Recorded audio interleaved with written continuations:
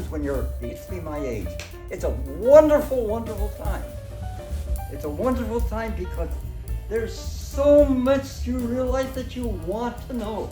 And I said, over my dead body, I'm not going to a nursing home, I'm not going to assisted living, I'm not going to any of that stuff because I was working until a week before we moved here.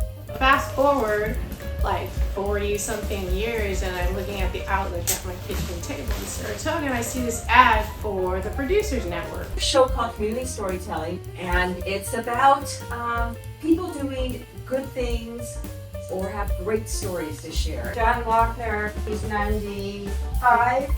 He just started a podcast with us called Train Talk. So there's been some shift in the focus of the show, but the main thing is there, which is health. Here is my little piece.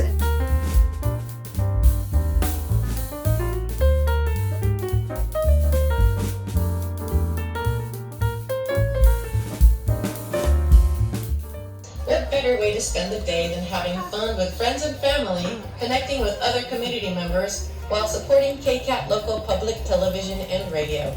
Reporting for KCAT TV Channel 15 News, I'm Gina Luca.